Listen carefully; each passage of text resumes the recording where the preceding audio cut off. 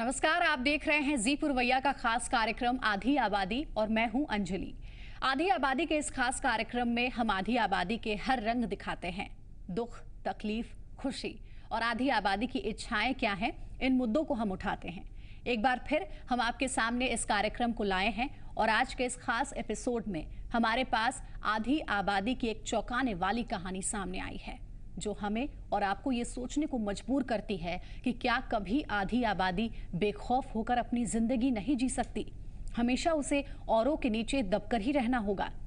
लेकिन क्या है वो दर्द भरी कहानी, आज हम खुद उस मासूम बच्ची की जुबानी सुनेंगे।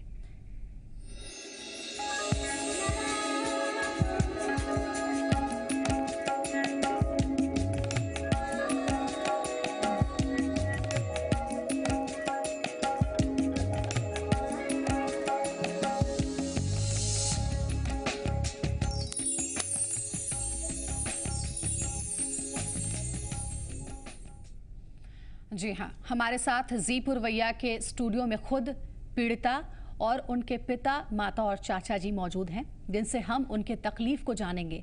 लेकिन पहले ये दर्द भरी कहानी जाननी जरूरी है, इसलिए देखिए ये रिपोर्ट।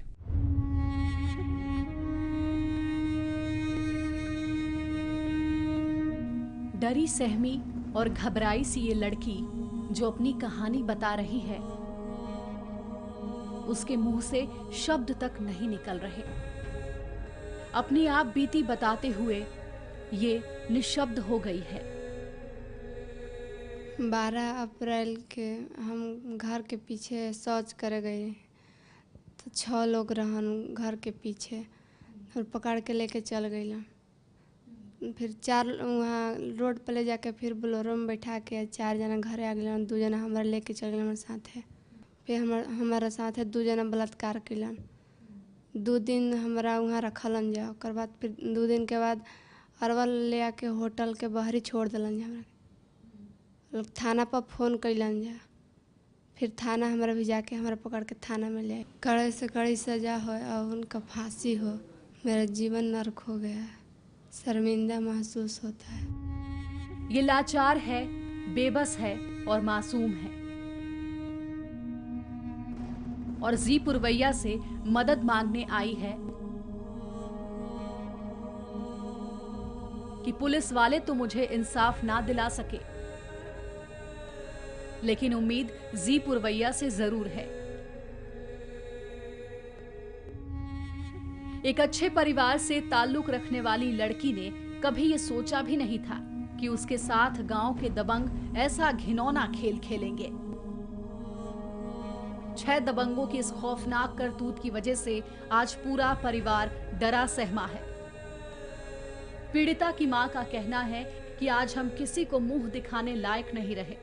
तरफ अंतराइल नहीं खे, मान ले कि कोई के इज्जत चल जाओ तो एथी ना दुख के बात नहीं खे। हमने के अपन ही जान दे हम जैसा आदमी दूसर हमने का कर सकते हैं। जब मान ले कि प्रशासन भी आते हैं, जब प्रशासन कुछ करते नहीं खन तो हमने के का कर सकते हैं। अब अच्छा घर में शादी हुई सगरे तो बदनाम हो गई। ऐसा घटना कर दिलन, आदमी के मुड़ी गड़ा गई।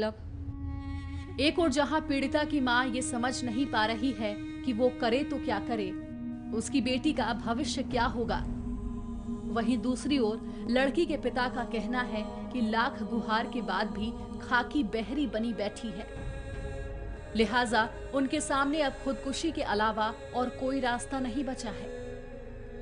और प्रशासन ने 2 दिन तक इसको रखा बिना एथी का। 48 घंटा के बाद मेडिकल कराया। पुलिस से हमको कोई आशा नहीं रह गया है। प्रशासन पैसा पर बिकाया हुआ है, कोई सुनने वाला नहीं। सरकार से हम चाह रहे हैं कि सजा हो, कि ऐसा गंदगी न फैले, फांसी उन लोग को हो। कार्रवाई नहीं होगी तो हम लोग क्या करेंगे? पूरे परिवार आत्महत्या कर लेंगे। दूसरा हमारे पास रास्ता क्या है? अब हमारे पास रह क्या गया है? परिवार सदमे में है, गांव वाले ताने कस रहे हैं, घर जाने का रास्ता तक बदलना पड़ता है। आप बीती बताते हुए पीड़िता के परिजन आंसू रोक नहीं पा रहे हैं। हम माननीय मुख्यमंत्री श्री नीतीश कुमार जी जो सुशासन की बात करते हैं, उनसे हम यही मांग करते हैं कि हमारे जैसे दबे कुचले, जिसका समाज में कोई सहयोग नहीं मिल रहा है, प्रशासन भी कहते हैं कि प्रशासन में सुशासन है, जहाँ तक कि एसपी तक जो मेरी बात नहीं सुन रहा है, तो हम यही मांग करते हैं नीतीश बाबू से कि हमारे साथ न्याय हो और दोषियों को फांसी की सज़ा मिले, कि जिससे समाज में एक मैसेज जाए कि बेटियां पैदा जो किया है वो गलत काम नहीं किया है। और मैं और जितने बिहार के जो नेता हैं उस सारे लोगों से मांग करते हैं, क्या हम लोगों को समाज में जीने का अधिकार नहीं है?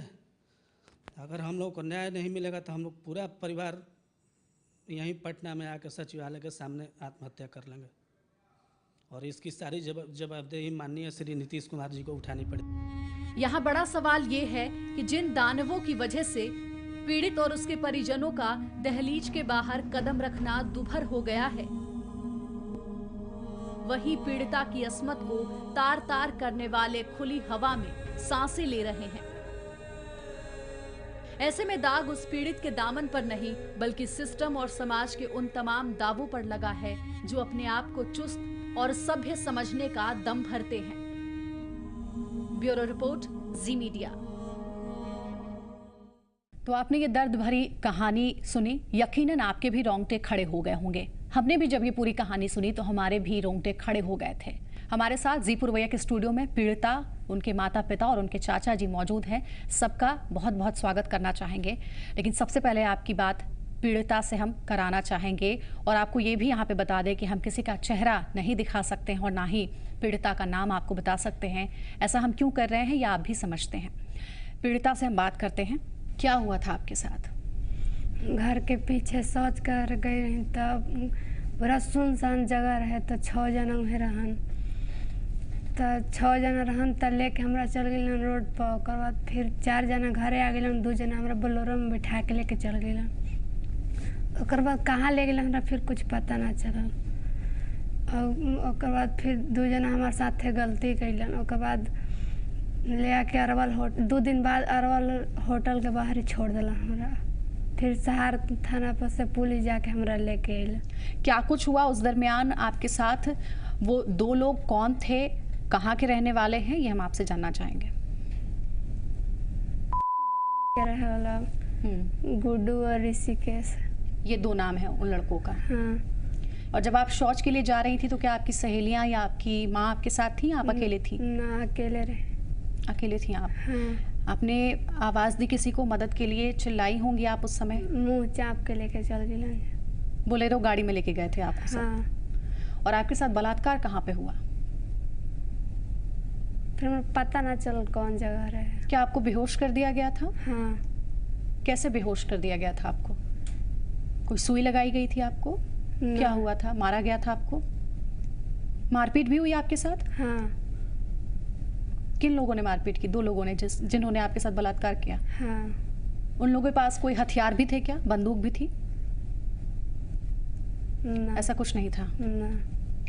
आप बता रही हैं कि 2 दिन बाद उन सभी लड़कों ने आपको एक होटल के बाहर छोड़ दिया था। हाँ। उस समय आप होशो हवाश में थी? होश था आपको? सब कुछ ठीक था क्या? हाँ।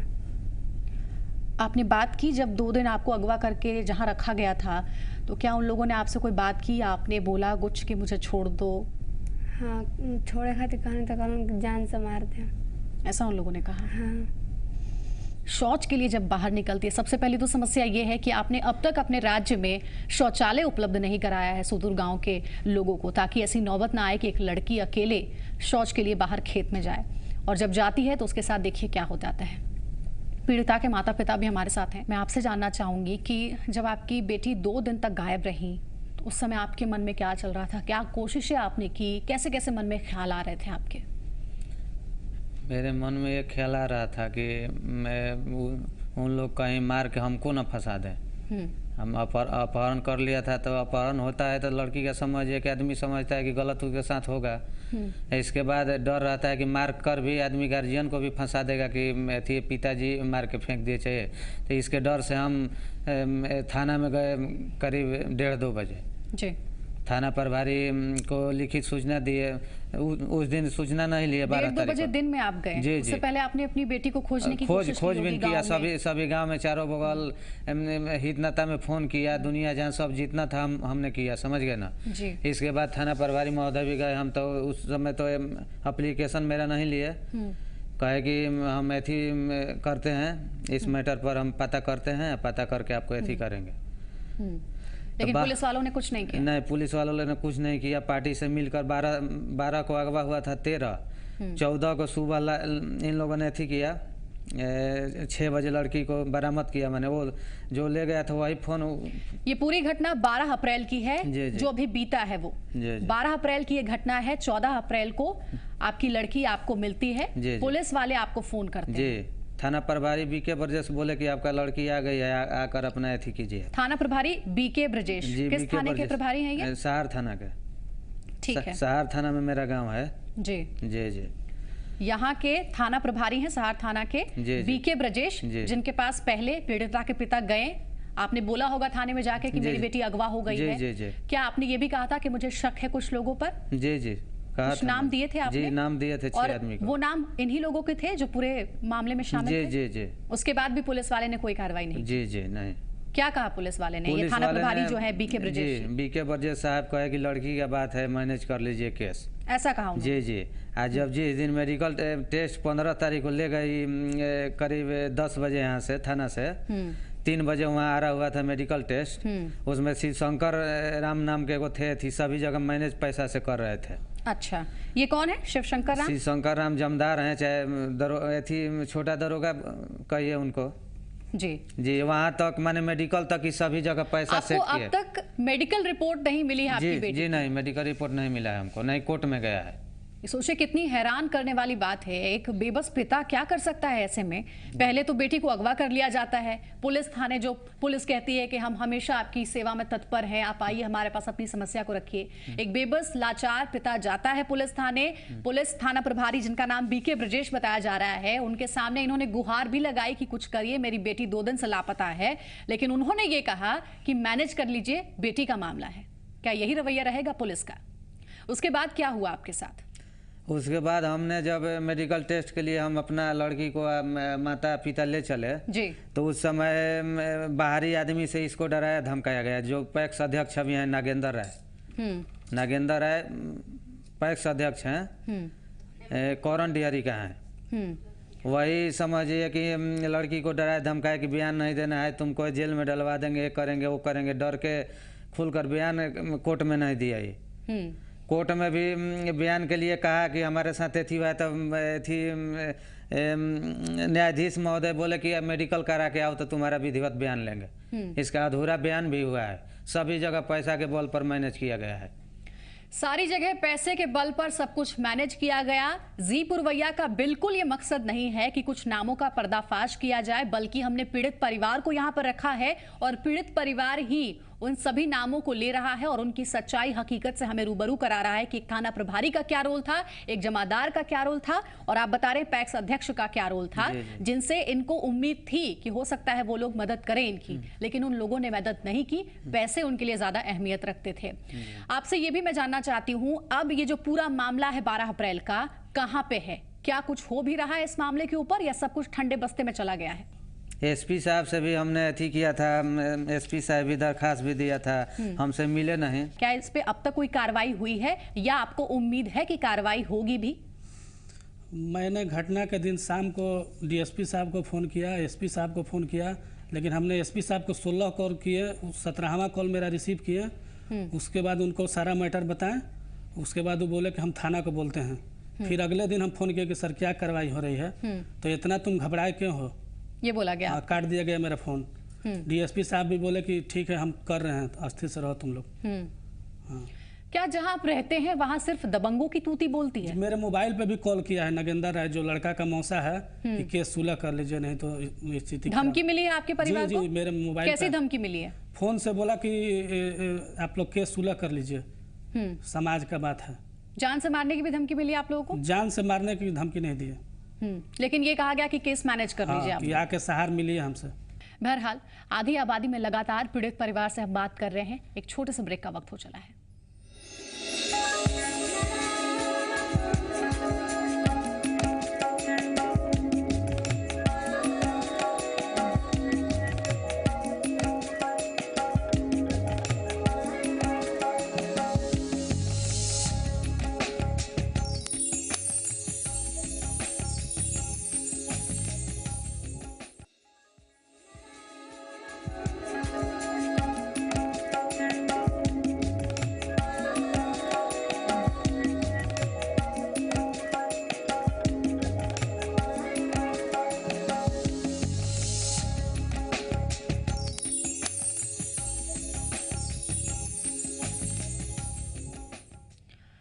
ब्रेक के बाद स्वागत है आपका। आप देख रहे हैं आधी आबादी और आज हमारे साथ स्टूडियो में आरा का एक पीड़ित परिवार है जिनकी बेटी के साथ बहुत बुरा हुआ है। इस परिवार की बेटी को 2 दिनों तक गांव के दबंगों ने अगवा करके बलात्कार किया और उसके बाद इनकी बेटी को छोड़ दिया गया। और कहना तो इन लोगों का यहाँ तक है कि दबंगों ने खुद पुलिस को फोन करके ये बताया कि हमने लड़की को छोड़ दिया है, इसके पिता तक इसे पहुंचा दो। क्या है ये और क्यों ये होता आ रहा है, इस पर हम सवाल खड़े कर रहे हैं। और कब तक ये होता आएगा, सबसे ज्यादा जरूरी यही है। हम जानते हैं कि हम बहुत कुछ नहीं कर सकते, लेकिन हाँ इतना जरूर कर सकते हैं कि जी पुरवैया के माध्यम से इनकी दर्द भरी कहानी को हम सरकार के सामने रखें और इस उम्मीद के साथ कि सरकार इस पूरे मामले को सुनते और देखते हुए सख्त से सख्त कार्रवाई दोषियों के ऊपर करेगी। पीड़िता की मां हमारे साथ हैं, हम उनके पास चलते हैं बात करने के लिए। आपसे मैं ये जानने की कोशिश कर रही हूँ कि अभी आपको क्या लगता है कि आखिर क्या हो गया मेरी बेटी के साथ, क्या कहना चाहेंगे आप? ना तो हम पूरा मतलब रोवे लगानी कहने कि मैंने का हो गई लेके पैक मान लेके आज तक कहीं सोचल ही ना रहेंगे हमारी बेटी कोई ले जाए। पूरा हम रोवे लगनी खोजे लगनी पूरा तो कतहु मिलबे ना गई नहीं पिछूती अपन गई रहे बहरी तो गई तो उन्हें रहले ना रहे। जाहिर है सबसे पहले आपको ही ये एहसास हुआ होगा कि मेरी बेटी शायद इतने देर हो गए अभी तक आई नहीं है, शौच के लिए निकली थी। क्या उस समय आप सोच रही थी, कितनी परेशान थी और क्या कुछ किया उस समय आप जब बेटी आपकी आई नहीं घंटों बाद? तो पूरा खोजत खोजत ना फिर खोजा नहीं ही तई फोन भइल त ना मिलक तब मैंने हमने के भइल पता चलल त हम कहनी के तो जाकर थाना पना को तो केस कर आखिर मैंने का हो गई लेके पे। तब ऐसे ही फिर केस उस भइल तब फिर जब मिलल तो हम 2 दिन गईनी तो 2 दिन थाना में रह गईनी। तो जब ले गलन सन ओकर अपन मौसा के भेजलन सन पैरवी करे खातिर तो हमरा के छोटा दरोगा बोला लेलन। अच्छा, कि मैंने हेने आई केस तने पर खत्म कर दी। आपको ये बोला? हाँ, पुलिस थाने जब आप गई तो? हाँ, आ लड़किया के हमरा बोला लेलन उनकर मौसा आ बोला के अकेला जो दोषी आरोपी है लड़का है उसके मौसा ने बुलाया? हाँ, बुला के कहलन कि जैबो करबे केस करे तो कहिए कि बलात्कार हम अपना मन से करवैले बनी, हमरा के लड़का बलात्कार बरियारी नहीं खनसन कैले। वो सब बोला के सिखावे लगलन। हमरा के थाना बोला लेलन। हमार भाई रहन जात रहन इनका भी तो कहले कि तू मत जा। तो एक लड़किया के हमरा अकेले बोला के कहले नु कि केस मत करी है आ बलात्कार के चेक मत करी है। तो वह बोला के एकरा के सिखा दिलन अकेला रूम में आ थाना रहे साथ में एगो। अब आपको क्या लगता है, क्या अब आपकी बच्ची का भविष्य कहाँ अब चला गया है? बहुत कुछ सोचा होगा आपने जब घर में एक बेटी आई होगी, बहुत अरमानों से पाला होगा हमने की इज्जत हमने के खराब हो गई, इज्जत धैल बड़ुए। आपके साथ भी लोगों ने बदतमीजी की, बदसलूकी की, ये भी सुना है मैंने। हाँ, 6 आदमी रहन जैसे बर्तन मलत रहे, घर में आए थे? हाँ, तो घर में आके हेल गलन जा, हेल के आके कहलन जा कि बोल दे कि कहाँ गलन सुनील केस सुलह करे के कह दे। तो हम कहने कि केस सुलह ना होई। तो बोलन कि केस सुलह काहे ना करबे। तो कहने कि केस बोलत रहन जा कि सुलह ना होई। तो केस सुलह ना होई। तो आप क्या चाहते हैं? हम चाहते हैं कि इस पर कड़ी से कड़ी सजाए हो, फांसी हो उन